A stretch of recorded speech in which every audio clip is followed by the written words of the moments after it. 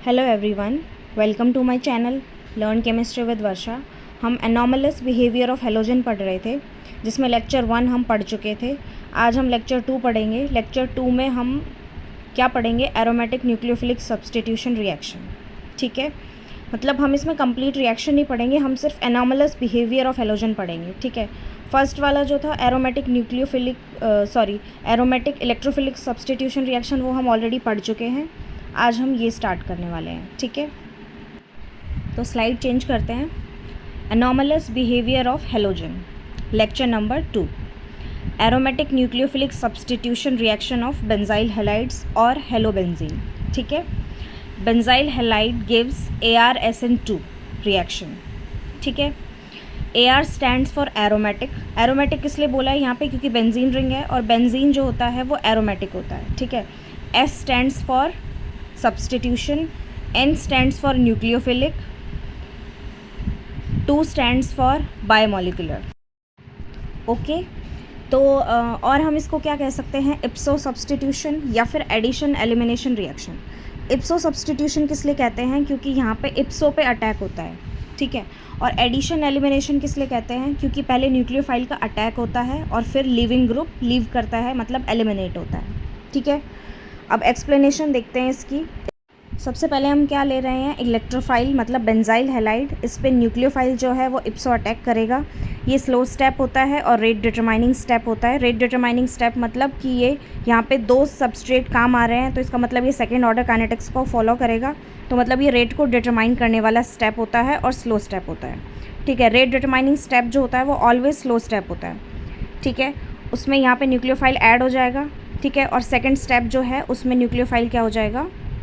उसमें जो leaving group है वो लीव कर जाएगा, एलिमिनेट हो जाएगा, मतलब हैलाइड लीव कर जाएगा। ठीक है, अब हम देखते हैं मैजिक बॉक्स। मैजिक बॉक्स का क्वेश्चन क्या है?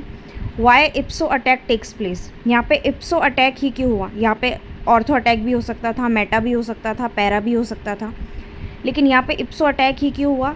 क्योंकि हम जानते हैं कि जब हम बेंजाइल हैलाइड की रिएक्टिविटी चेक करते हैं तो हम -I लगाते हैं हेलोजन का। ठीक है, +R नहीं लगाते हैं। +R कब लगाते हैं? जहाँ पे जो न्यूक्लियोफाइल है वो कहाँ जाके ऐड होगा, तब हम चेक करते हैं। ठीक है, तो अब हम क्या देख रहे हैं कि यहाँ पे इप्सो अटैक ही क्यों हुआ? इप्सो अटैक क्यों हुआ? क्योंकि हेलोजन जिस कार्बन से डायरेक्टली अटैच है उसको तो इप्सो कार्बन बोलेंगे, उससे नेक्स्ट ऑर्थो, उसके बाद मेटा, उसके बाद पैरा।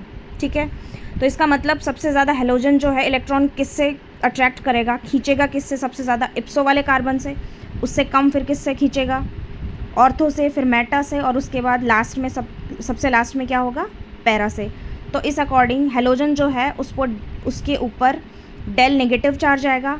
उससे जो डायरेक्टली अटैच्ड इप्सो कार्बन है उस पर सबसे बड़ा वाला डेल मैंने बनाया हुआ है, मैंने अपनी ये टर्म बनाई है कि ये सबसे बड़ा डेल पॉजिटिव आएगा, फिर उससे छोटा डेल पॉजिटिव, फिर उससे छोटा डेल पॉजिटिव, फिर उससे छोटा, सबसे छोटा डेल पॉजिटिव। तो इप्सो कार्बन जो है वो मोस्ट इलेक्ट्रोफिलिक है और पैरा कार्बन जो है वो लीस्ट इलेक्ट्रोफिलिक है। ठीक है, तो न्यूक्लियोफाइल जो है किसके ऊपर अटैक करेगा? जिसके पास इलेक्ट्रॉन की सबसे ज़्यादा डेफिशिएंसी होगी, तो इस पर अटैक करेगा। और हेलोजन की इलेक्ट्रोनेगेटिविटी आप जानते ही हैं कि ज़्यादा होती है, तो ये -I लगाएगा। ठीक है, तो इस अकॉर्डिंग यहाँ पे क्या होगा? इप्सो अटैक। चलिए अब नेक्स्ट स्लाइड पे चलते हैं। हाँ, अब हम क्या पढ़ते हैं? Bonus information. तो मैंने जैसे कि पहले बताया है कि बोनस इन्फॉर्मेशन और मस्ट रिटेन वाली जो चीज़ है, ये दोनों चीज़ आप ज़रूर पढ़िए, इसमें से क्वेश्चन बन सकता है। ठीक है, इसमें क्या है? Electrophilicity is directly proportional to reactivity of nucleophile. ठीक है, मतलब जो बेंजाइल हैलाइड जो है उसकी इलेक्ट्रोफिलिसिटी जितनी ज़्यादा होगी उतना ही न्यूक्लियोफाइल जो है वो ज़्यादा रिएक्टिव होगा टुवर्ड्स ArSN2। ठीक है, उसके बाद है मस्ट रिटेन। मस्ट रिटेन में मैंने बता दिया already, electrophilicity of benzene ring in benzyl halide is checked by -I effect of halogen, not +R। ठीक है, नेक्स्ट हम देखते हैं relative reactivity of benzyl halide towards ArSN2 mechanism. ठीक है, तो सबसे ज़्यादा इलेक्ट्रोफिलिसिटी किसकी होगी? फ्लोरोबेंजीन की, उसके बाद क्लोरोबेंजीन की, उसके बाद ब्रोमोबेंजीन की, उसके बाद आयोडोबेंजीन की। तो जिसकी सबसे ज़्यादा इलेक्ट्रोफिलिसिटी होगी वो सबसे ज़्यादा रिएक्टिव होगा, उस पर न्यूक्लियोफाइल है वो ज़्यादा जल्दी अटैक करेगा। तो ये डिक्रीजिंग ऑर्डर ऑफ ArSN2 मैंने रिप्रेजेंट किया हुआ है स्क्रीन पे। ठीक है, तो ठीक है, this is all about this lecture. Thank you, keep watching and keep learning.